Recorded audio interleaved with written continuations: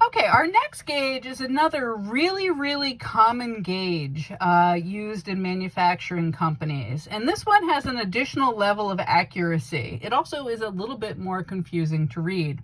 This thing here is called a micrometer. Kind of a deceiving name because the same gauge can be inch or it can be metric. So this thing is actually an inch gauge. And with micrometers, they only have a span of about 1 inch. So this is actually a 0 to 1 micrometer. And how this works is you can see that this space is opening here as I turn this barrel. And you'd put your object in these jaws.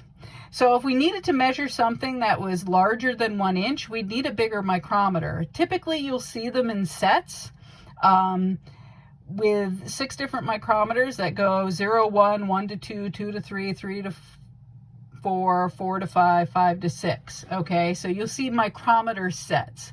Today, we're only going to look at this one here because the concept is the same regardless. All right, so here's the thing with micrometers. Now, I just introduced with the vernier caliper the idea that you could take 1/10 of an inch and divide them into sections of 4, and that gives you 25 increments.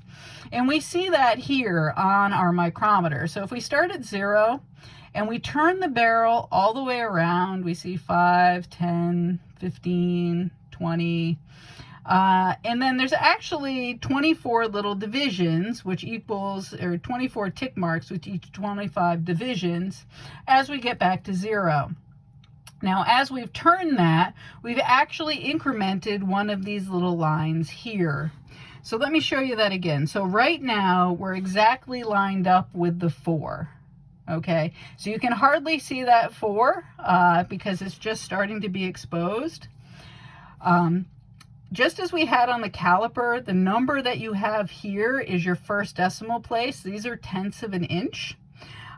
So we have a 4 in this case. And again, here it doesn't have to be completely exposed. You're looking at this little line here, and where are you on that line? So our first decimal place in this particular measurement is going to be 0.4. As I turn this around, you can see the numbers increasing on the barrel. We're at 15, 20. All right, now we're headed back to 0, which would be 25. Now, we've actually now lined up with another tiny little line here. I'm going to open this a little further so you can see it. So there is that second little line. So where we were back here before I moved that barrel, so you could see the line. Again, this is going to be... Oh, here we go. Yeah, if I hold it closer to the video camera, you can see it. So you can see we're right with this little line here.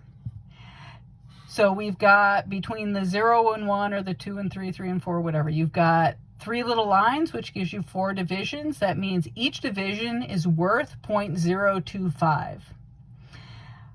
So a way to think about this, just like we did on the vernier caliper, is we take our 0.4, and then for each little line that we've exposed, we add 0.025. So we see one little line here. I'm actually going to increment this a little bit. I'm going to come up to the 11th line here, just for fun. And we see we've got the 4, one little line, and now we're on 11. So we take 0.4 plus 0.025 plus 0.011. All right, so our measurement right now is 25 plus 11 is what? 36. So 0.436. Okay, so there's our 3 decimal places worth of information there. Now, on this particular gauge, you can actually read a 4th decimal place. And this comes back around to our dreaded friend, the vernier scale. See, the vernier scale just doesn't go away in measurement.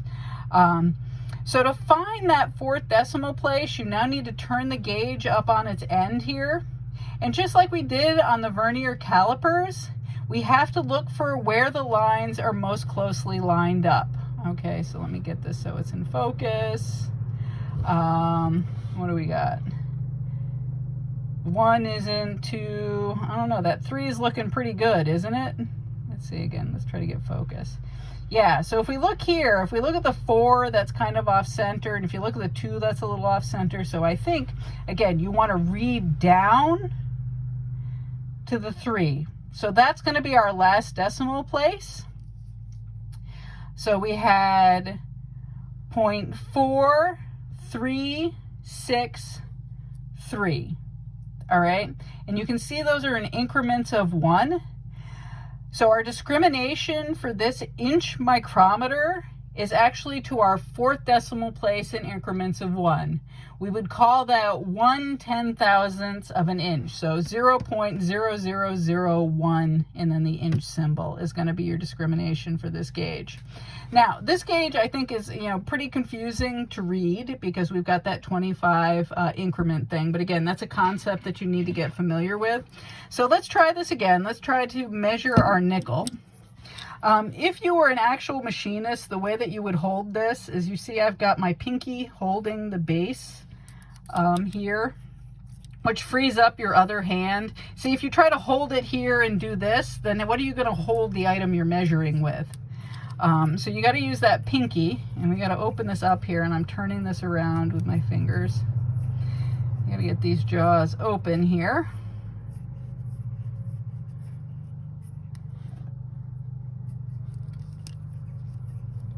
All right, now you've got to try to find the center. So I'm going to close this down here a little bit. I opened it too far now. There we go. So now it's just touching, so it holds. You want to try to center it in here. This gauge actually has what they call a clutch on the end, so that sort of takes your feel out of it. Because what happens with a micrometer is you can turn this barrel really, really tightly, and you can affect this dimension quite substantially by tightening down on the barrel. All right, so here we are. We're back at our diameter of our nickel. So we see we've got the 8 exposed. We've got 1 extra line.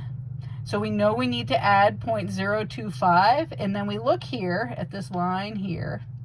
What are we lined up with? Well, we're not lined up quite with anything, but we're at 5, 6, 7, 8. We're not to the 9. So in this case, you don't want to take which one you're closest to. You're looking at the one that you've now passed, okay? So we've passed the 8. We have not gotten to the 9.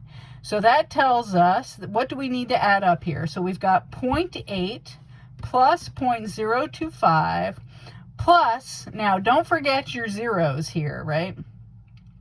You've got leading zeros on this barrel here. So we know we're past the 8, we're not to the 9, so we want to add 0.008. All right, so 25 plus 8 is what?